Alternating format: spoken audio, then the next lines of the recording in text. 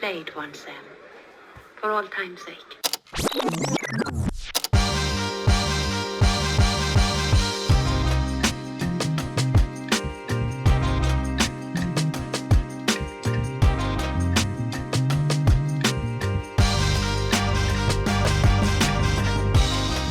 Hey, welcome back to another episode of Play It Back, where we're looking back at your favorite creative campaigns of all time. And today, you're getting a bonus episode to hold you over for the long weekend. Today's July 1st, so before we get into anything else, to all those who celebrate, I want to wish you a merry and festive Bobby Bonilla Day. Blessings and good tidings to you and your family in the coming year, and as the good book of Bonilla states, may you too be paid millions every year to not work.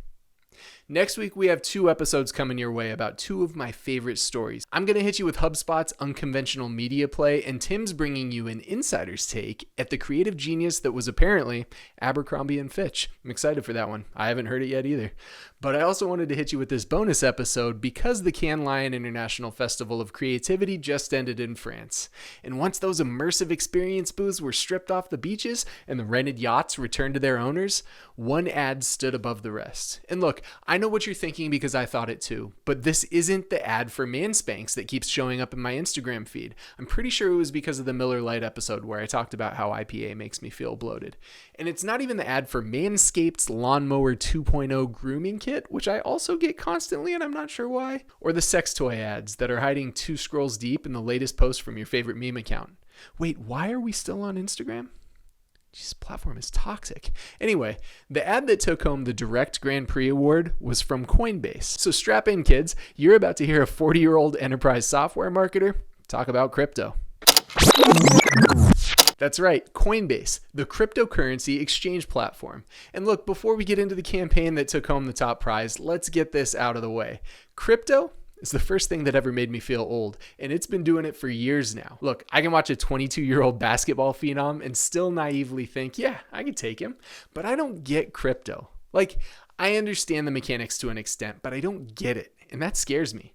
For one, I'm terrified that this is step 1 to me watching Fox News and complaining about, work ethic or bootstraps or something way worse than that. But look, I don't need to understand crypto to appreciate good creativity. And in fact, that makes me the perfect person to talk about this campaign. Coinbase is a crypto exchange, and crypto, super hot among tech-savvy millennials and Gen Z. But I'm what they call a geriatric millennial. I'm not a digital native. I was born on the cusp of Gen X. And for crypto to really take hold with a broad consumer base, the market can't be siloed to Bay Area engineers 3 years out of college. They need to appeal to me. They need to appeal to my dad, to my aunt who's a retired school teacher, her husband who's a retired cop, to my wife who's afraid of all technology, to my priest, to Forrest Whitaker, to the guy who sells churros outside baseball games, everyone. But how? How do they do that? How do you get to those people and make them not only buy into crypto, but buy into your specific platform? I can tell you one thing, Matt Damon telling me that fortune favors the brave while staring at Mars. Fortune favors the brave.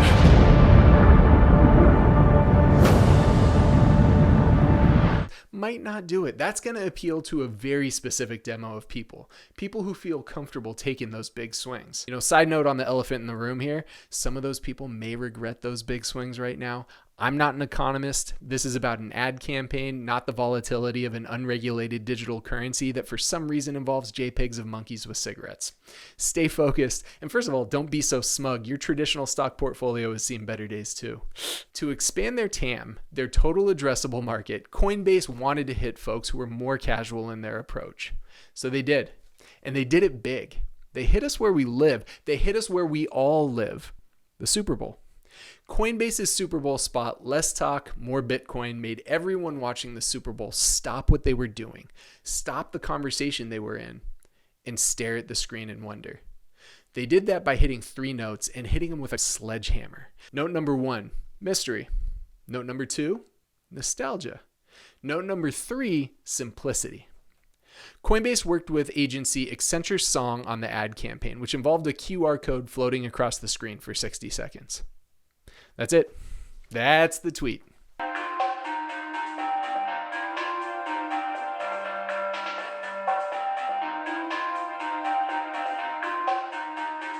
Now, before we talk about why it worked, I gotta note the drama. After the ad's success, Coinbase CEO Brian Armstrong was talking about why it worked, and he tweeted that no agency could have come up with the idea. But he did credit Accenture's song as an afterthought, admitting that he didn't realize how involved they were.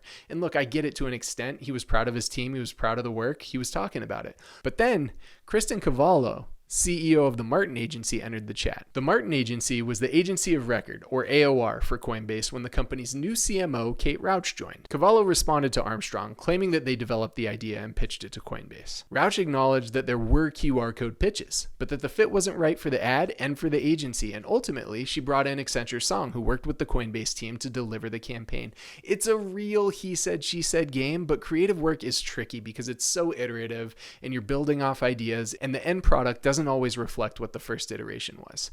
At the end of the day, it was Coinbase's ad, period. And Accenture Song's reputation was on the line as the AOR. Now, back to the 3 points and why this ad worked. Number 1, mystery. Now, if you want a broad set of consumers to follow your CTA and take action, you need to make it compelling. Generally, that means either a strong offer or some intrigue. Coinbase went for intrigue. You see a logoless ad with a floating QR code and you think, what is this? What's happening?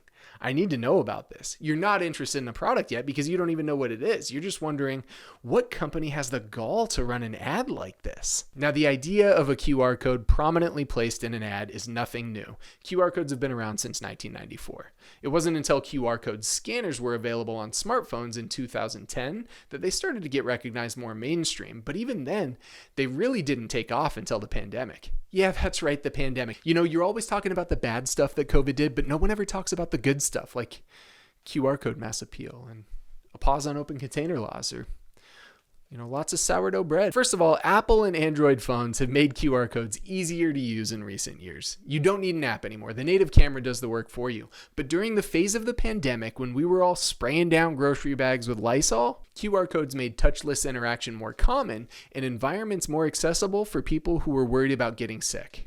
Now, we've all used QR codes. We've used them for menus at restaurants. It's how we board planes. It's how we get into concerts. You name it at this point. So when 112 million people watching the Super Bowl saw that ad hit their screen in 2022, they all knew what they were looking at. Okay, most of them knew what they were looking at. Maybe not your mom. But to be fair, technology is hard for your mom. Remember that one time that your mama put airbags on the computer in case it crashed? Boom! Yo mama joke. Haha, that took you back, didn't it? And that brings us to point number 2, nostalgia. QR codes by themselves, not nostalgic. Unless your sense of nostalgia comes from technology that had a really crappy user experience until recently. The nostalgia was in the presentation.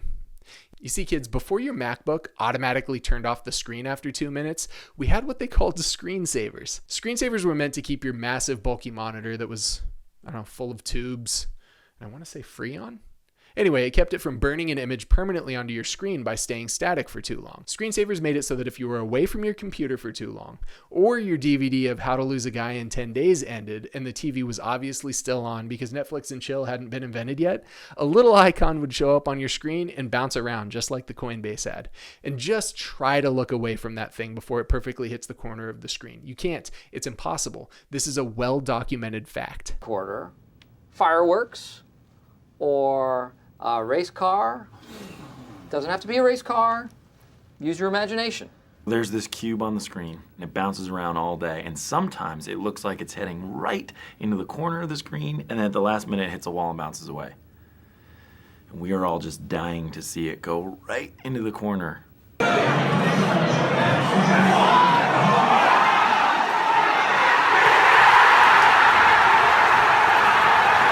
So if Coinbase was trying to tap into a new demographic that skewed a little bit older by making them feel welcome, making them feel comfortable, and making them feel like they were part of an inside joke, I can't imagine a better way to do so. I can just picture all of the dads around the country leaning forward from their lazy boy during the Super Bowl to tell their kids how many times the How to Lose a Guy in 10 Days DVD ended when they had just started dating their mom. It's another your mama joke, but man, that movie was good. I miss the simplicity of a good old-fashioned formulaic rom-com, or if you want to save time, Roco. Oh, which reminds me, point number 3, simplicity. You didn't stop to watch the commercial because you were trying to follow a storyline. There was no storyline. It's why they were able to produce the ad for under $100,000. You stopped to watch because it was so freaking simple. And it went on for 60 seconds, which gave you plenty of time to pull out your phone and scan the code. And that is exactly what happened. During the spot, more than 20 million people scanned the code. I want to make sure you heard that. During the spot, during the commercial, Coinbase got 20 million people to take direct action during a 60-second commercial. So many that it actually crashed their site, which easy to knock, and the press did, but come on, your site can't handle 20 million people at once. Again, don't be so smug. And the impact, it didn't end there. According to Ad Age, the ad was also the most discussed Super Bowl ad on Twitter that night. And ultimately, it led to 14 billion media impressions. More than that, 445 million new Coinbase signups. Because once you scan that code, you were offered $15 in free Bitcoin just for signing up. Look, fortune might favor the bold, but my Uncle Randy, on his 17th Miller High Life midway through the Super Bowl, he favors a free $15 worth of anything. 445 million signups. Guys, if you're keeping score at home, you might remember that only 112 million people were watching the Super Bowl. Hell, there are only 332 million people in America. So when advertisers go all in on Super Bowl spots, remember that it's not for vanity. It's a little bit for vanity. The impact, though, and the exposure go well beyond those immediate eyeballs. Simplicity, nostalgia, and a little mystery. Pair that with the right distribution, like the Super Bowl, and a compelling and easy to follow CTA, and damn, there are a lot of other formulas for good creative, but there are very few isolated campaigns that you could argue work as well or as quickly as Coinbase's ad did. Hey, kudos to Coinbase, kudos to Accenture Song on the Direct Grand Prix. Who knew that a box bouncing around inside a box could be so outside the box? Hey, thanks for playing this one back with me. We'll be back next week with more game tape from your favorite creative campaigns. See ya.